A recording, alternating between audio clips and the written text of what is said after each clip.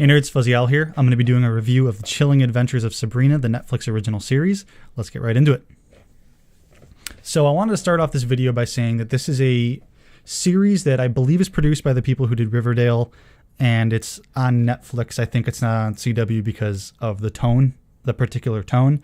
Now, regarding the tone, there are some good family values in it, but it is pretty dark. There's some pretty graphic things in there. And they maybe say Hail Satan one too many times for it to be considered like a kid's or like a family series. But if you can kind of deal with that, like if you have a family that's kind of just like, whatever, I think it would be good family viewing. It's very entertaining. This is a spoiler review, by the way, and I will be mentioning that. Now, regarding the tone, I've seen a few people mention this before about, is it crossing any particular lines? I would say no. One of the things that I think, and again, keep in mind, spoiler review, I'm going to jump right to like episode 6 or 7 or something.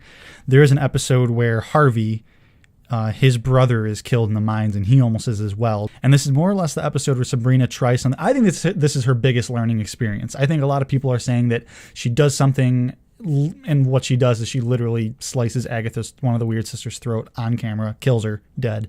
And she has a plan to like resurrect her, but obviously doesn't go according to plan. Monkey's paw kind of thing. And people are saying that this is kind of not a good thing for a role model to be doing. And she is a good role model character. She sticks up for her friends. She's dealing with teenage stuff, with social stuff and things like that.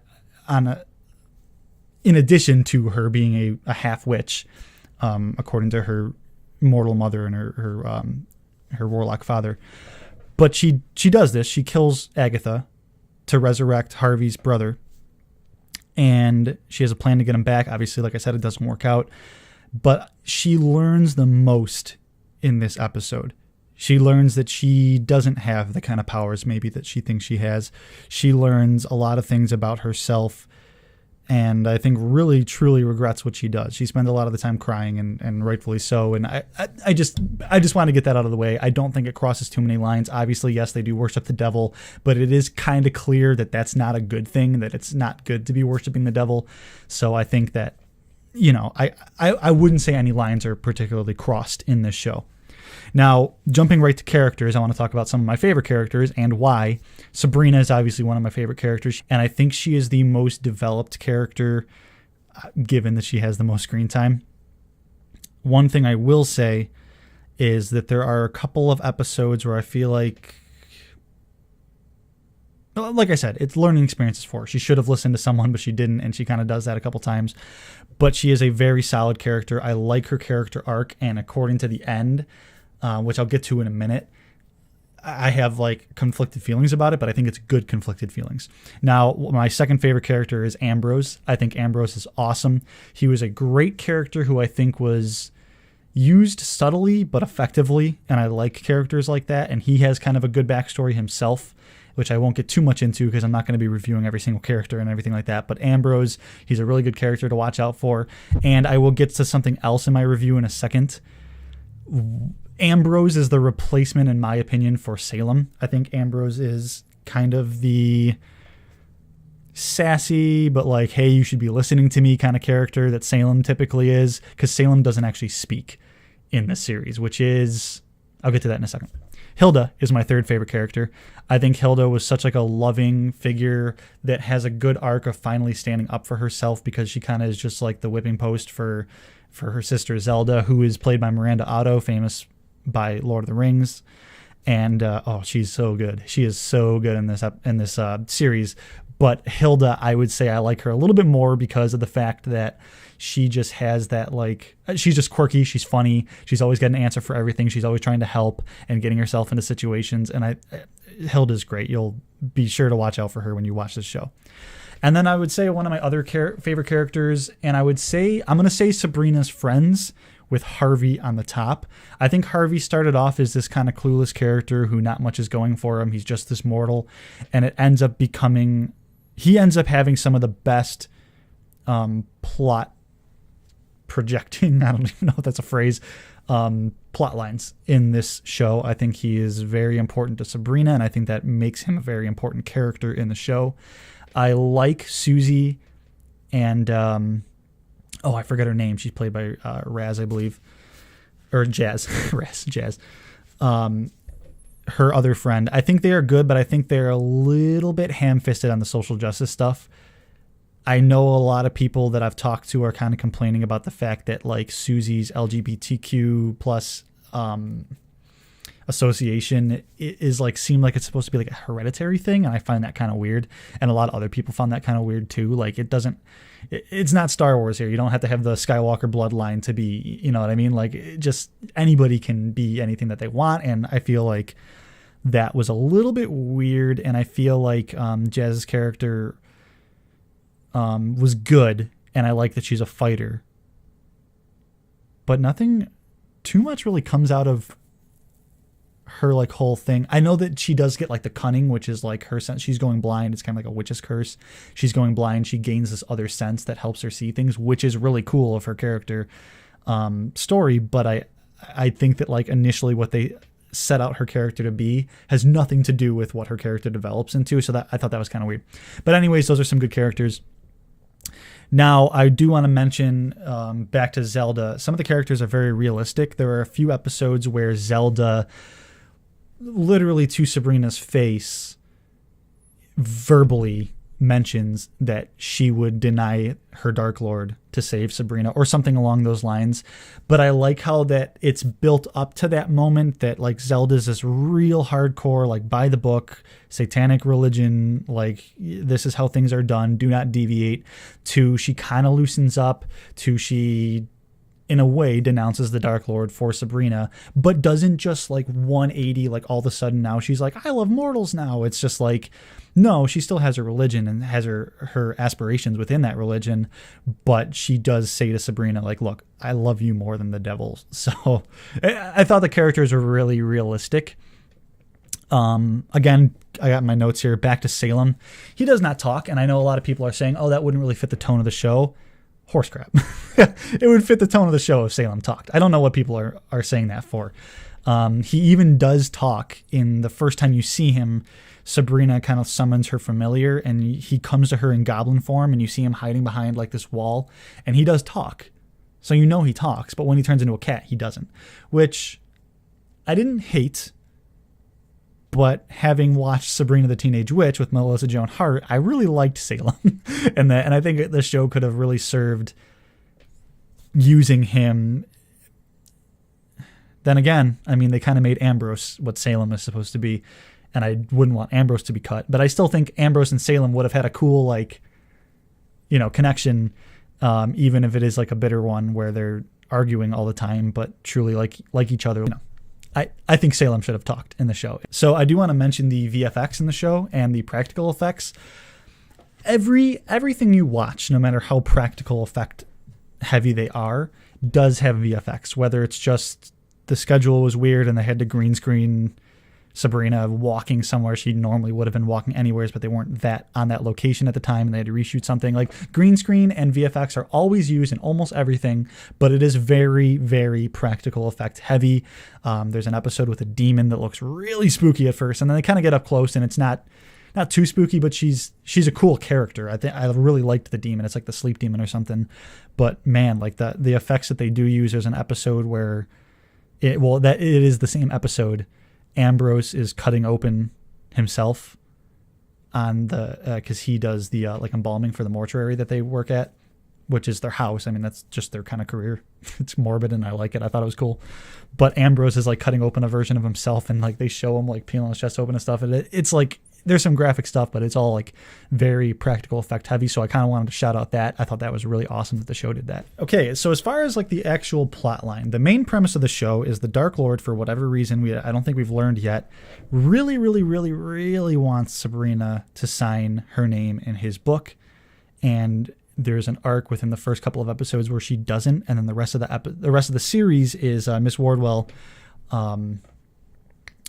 played by it's either Melissa or Michelle Gomez. I probably should have looked that up, but she's awesome. She's amazing. She should have been on the list for favorite characters. She is like fantastic in this show. And so Miss Wardwell is trying to get Sabrina to sign her name in the book for the devil, because she has Miss Wardwell has some aspirations of her own within the kingdom of hell or whatever.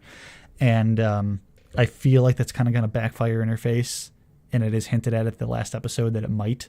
But that's basically the premise of the show. Sabrina does not sign her life away to the devil, and Miss Wardwell is trying to get her to.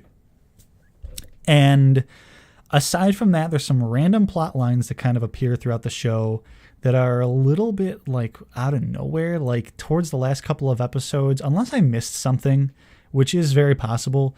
But like apparently Blackwood, the main guy, Faustus, the main guy of the School of Witchcraft or whatever, not Hogwarts, out of nowhere, he's got this like male supremacy plan or something. And I thought that was kind of like really, really random. The show is pretty feminist, and that's not really ham-fisted or anything, but there are definitely some like, yeah, men have ruled for too long, it's ladies' turns. But it is like really out of nowhere that Blackwood is just all of a sudden like, we will rule the school with men or something weird. Yeah, just kind of some things out of nowhere. There's a whole plot line with Susie where she starts talking to her dead relative. It's very like, oh, this is interesting. Like Susie's talking to a dead relative who seems spooky, but I guess like actually is helpful.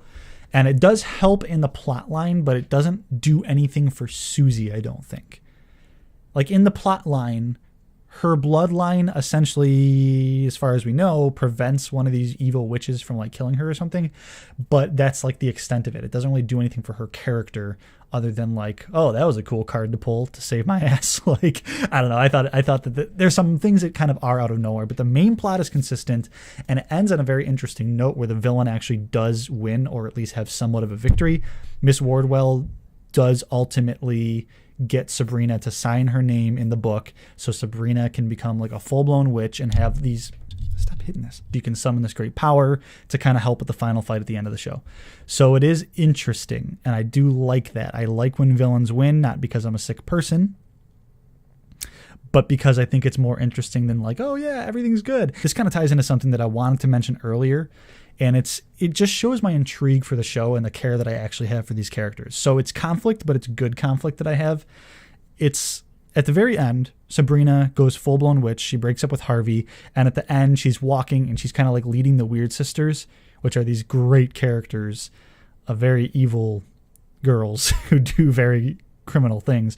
But she's kind of like leading them now, and she's got their garb on. Her hair is all white and cool. She looks like she does in the original comics, and she like winks at Nick Scratch, who's another character who I have a theory about. But anyways, I just think it was kind of strange, her character shift, unless she's got another reason, but we still have to wait to see season 2 to find out why she's like that now. Obviously the show alludes you to the fact that, oh, she signed her name away, so now she's this like bad girl and everything. And I kind of thought, like, with how cool of a character she was, I don't want her to have a full-blown switch in character. Like, I hope in season 2 she's not just like Prudence is or anything like that, one of the Weird Sisters. I hope she's still very much like Sabrina. Maybe they'll do some love triangle things with Nick and Harvey and her and everything, but I kind of don't want her to do that. I really liked Sabrina, but that's kind of like the good conflict, is like, now we might have to deal with this version of Sabrina. Some people like it, I kind of don't, but I'm willing to accept it and see what happens out of it. So that brings us to Nick Scratch. I have a theory, as well as a couple other people. I can't take full credit for this because I've heard other people say it as well, but it was something I was thinking of when I was watching the show. So Nick, Old Nick, is another name for the devil. Old Scratch is another name for the devil. And if I'm not mistaken, this is where my theory gets kind of weird. Basically, I think Nick Scratch is the devil. If I'm not mistaken, when Sabrina has like a vision of herself or something being born, she like, there's like two of them and one has hooves, right? Did I just see that or something? For those of you who have like seen it. So maybe that was Nick. Maybe she's like the devil's sister or something. I don't know. My theory is not fully fleshed out, but I do have a theory that Nick Scratch is the devil, or at least something similar. And yeah, take with that what you will. We'll see in season 2, maybe season 3. I don't know. But I thought that was interesting because there are a lot of tie-ins to like Nick, Scratch. There was some other baby with hooves. Maybe that Nick is her brother. I don't know. But anyways, that's kind of like my quick little theory on that. Now, as far as the overall quality of the show, very well done. Very good atmosphere. The tone is a little weird sometimes, where I feel like they're trying to go for something lighthearted, but they're still playing spooky music, and or vice versa. And then, yeah, I just feel like it didn't nail the tone all the time. I feel like the tone is just too consistent. Overall, I would have liked some breaks in it. But that's also kind of just coming from bias of like having seen Sabrina the Teenage Witch, which is a little more quirkier. But anyways, and I do like, a quick note, I do like how Hilda and Zelda run the mortuary of Greendale, the town close to Riverdale. That's the town that they're in. And every time the phone rings, Zelda sounds super pissed off that someone's calling her, and Hilda, who's running a mortuary, is like, "Greendale Mortuary, how can I help you?" And she's like super cheery. I just thought that was really funny. I like Hilda a lot. Everybody needs an Aunt Hilda. All right, but in conclusion, I think it is a very well done show. I highly, highly recommend it. The characters are something you can truly invest in. The effects are great. The acting is spectacular. Kiernan Shipka is Sabrina. She's a really good actress. That girl's got a career ahead of her. I think she's only like 19 years old or something, going on 20. Like, good on you. I hope it really takes off. This show should really do good for you. The show is very well done. I highly recommend it. It is dark. There is some very graphic things in it, so beware if you are going to watch it with family, mom or dad or something like that. Maybe warn them ahead of time, but if they're cool with crap, like whatever, they'll enjoy it. I don't usually rate things like on a number basis because I don't even know what the hell that would even mean. But overall, watch it. This has been Fuzzy L. Stay nerdy, nerds. See you later.